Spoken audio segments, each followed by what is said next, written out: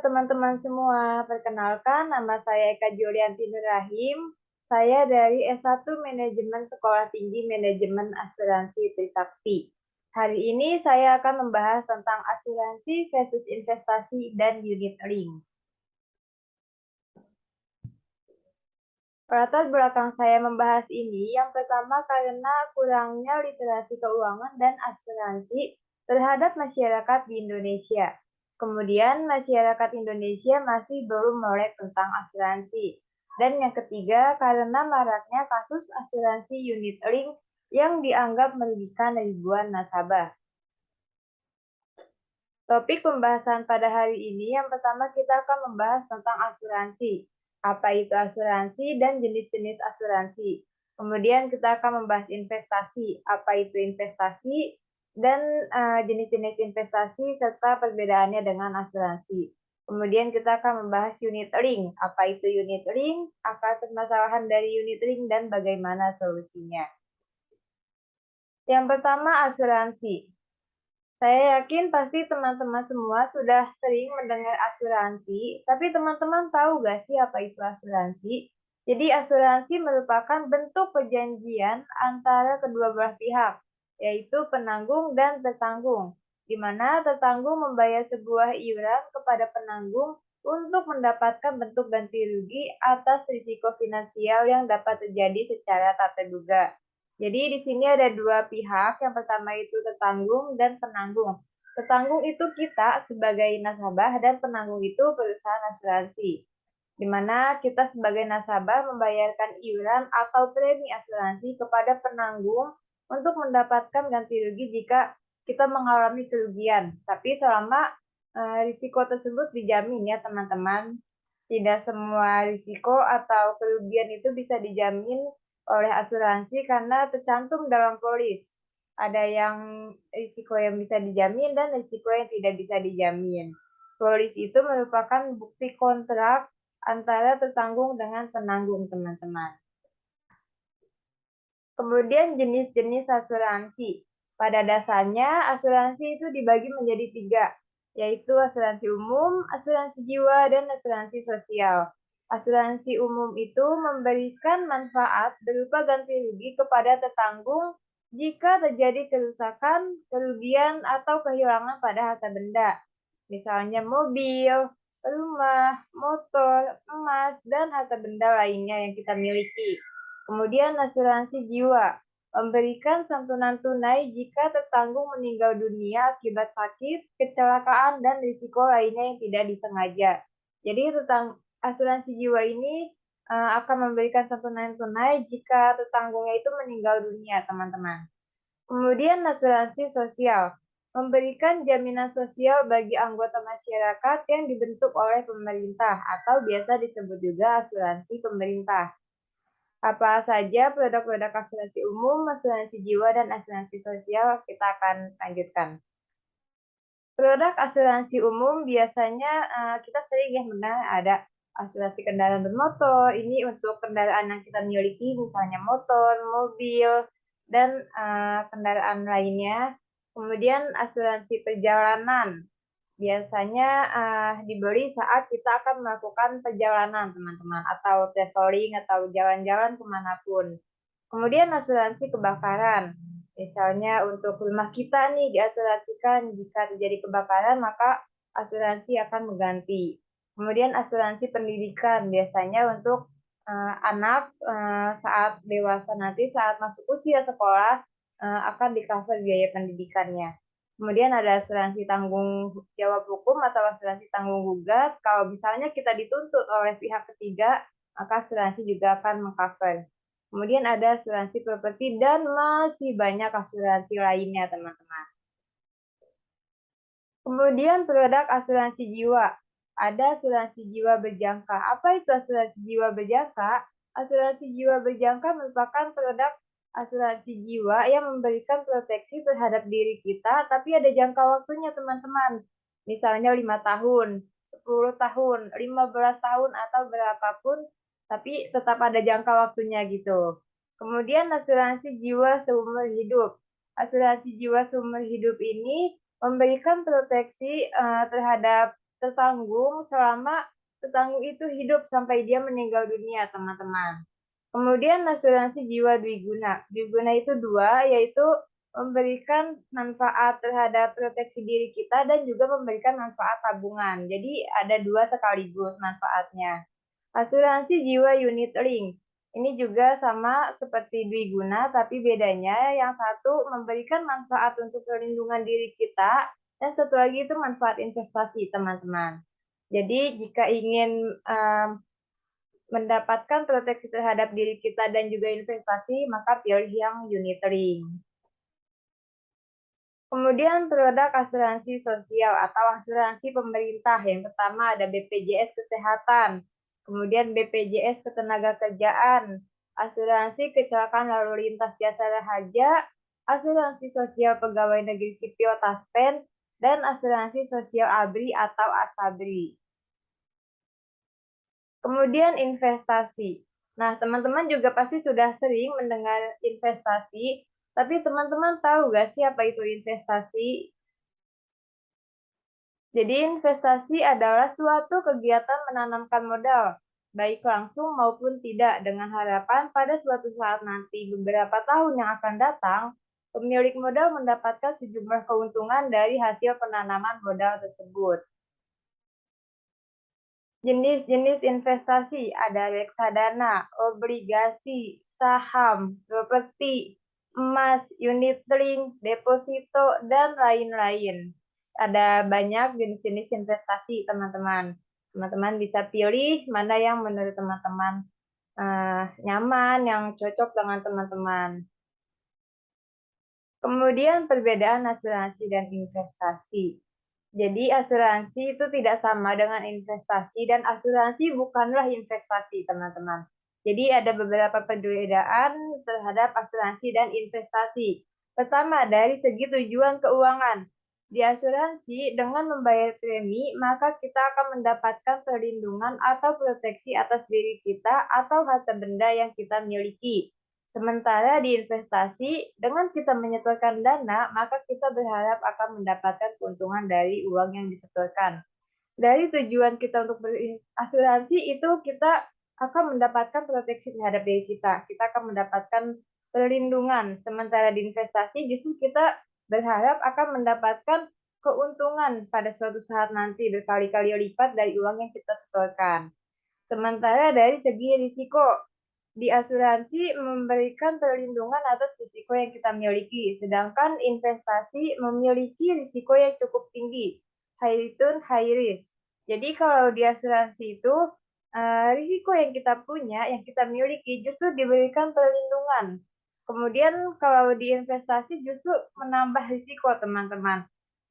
Karena seperti yang kita tahu, risiko itu saham itu, sifatnya fluktuatif, jadi naik, turun, untung, rugi, itu tidak tentu, teman-teman. Justru kalau rugi, kita memiliki risiko kerugian itu, teman-teman. Kemudian dari segi fleksibilitas dana, di asuransi kita wajib menyetorkan premi setiap periode, misalnya sebulan sekali atau per triwulan, sesuai dengan kesepakatan. Sedangkan di investasi sangat fleksibel, sesuai dengan kondisi keuangan. Kalau misalnya kita lagi ada uang 1 juta untuk investasi, ya silahkan diinvestasikan. Tapi kalau sedang tidak ada juga, ya tidak apa-apa. Nggak usah berinvestasi dulu juga nggak apa-apa gitu. Sedangkan perbedaannya dari segi hasil akhir. Hasil akhir asuransi yaitu ganti rugi, sedangkan hasil akhir investasi yaitu komisi atau bagi hasil. Di asuransi, kalau misalnya kita mengalami kerugian, maka asuransi akan memberikan ganti rugi terhadap kerugian tersebut. Tapi kalau di investasi, kita akan bagi hasil atau mendapatkan komisi tersebut. Kemudian kita akan membahas unit link. Apa sih unit link itu? Pasti teman-teman juga sudah sering mendengar ya belakangan ini tentang unit link. Unit link adalah produk asuransi jiwa yang dikaitkan dengan investasi dan memberikan dua manfaat sekaligus dalam satu polis, yaitu manfaat perlindungan serta manfaat investasi, yang juga memiliki risiko sesuai dengan dana investasi yang dipilih. Karena kita sebagai nasabah ini memiliki hak untuk memilih investasi mana yang akan kita pakai, yang akan kita pilih. Nah, masing-masing instrumen investasi tersebut memiliki risiko yang berbeda-beda, teman-teman. Jenis-jenis unit link. Jenis-jenis unit link ini dibagi menjadi 3. Ada yang berdasarkan pembayaran premi, ada yang berdasarkan penempatan dana, dan ada yang berdasarkan tujuan investasi. Yang pembayaran premi itu dibagi menjadi 2, yaitu unit link premi tunggal dan unit link premi berkala. Unit link premi tunggal ini kita membayar premi cukup di awal saja, 1 kali, dibayar di muka preminya. Kemudian unit link premi berkala. Nah, premi di unit link berkala ini kita bisa membayarkan preminya tuh secara berkala atau dicicil. Misalnya sebulan sekali, per triwulan, atau bahkan per tahun sesuai dengan kesepakatan kita dengan perusahaan asuransi. Kemudian jenis unit link berdasarkan penempatan dana. Ada unit link pendapatan tetap atau fixed income unit link. Unit link yang ini memberikan risiko sedang dan keuntungan optimal karena kita akan mendapatkan pendapatan yang stabil, teman-teman. Kemudian unit link pasar uang atau cash fund unit link. Di unit link ini, uang kita akan ditaruh di pasar uang, misalnya di Serikat Bank Indonesia atau SBI. Kemudian unit link dana saham. Unit link dana saham atau equity unit link sebesar 80% dana premi kita akan ditaruh di saham.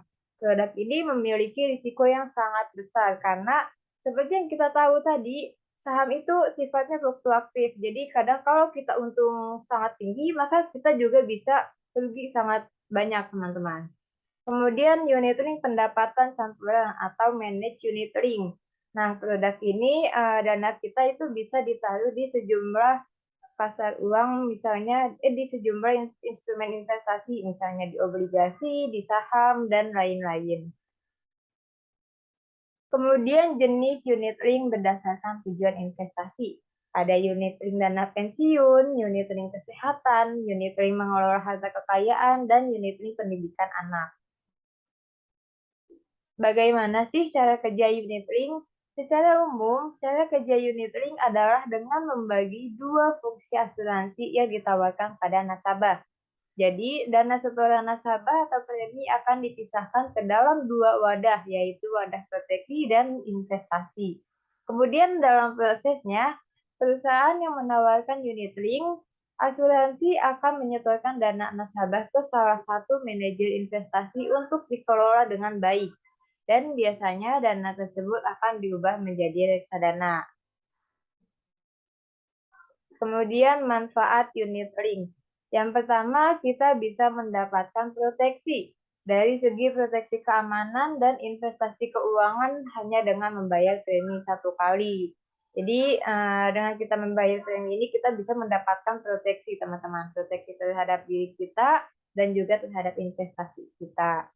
Kemudian yang kedua, nasabah dapat memilih satu di antara banyak tawaran instrumen investasi yang hendak disetorkan premi. Seperti yang tadi sudah saya bilang, kita sebagai nasabah ini memiliki hak. Kita mau saham kita mau premi kita diinvestasikan di mana, teman-teman. Kemudian nasabah tidak perlu repot-repot mengurus jalannya investasi, karena perusahaan unit link akan menyediakan manajer investasi yang profesional.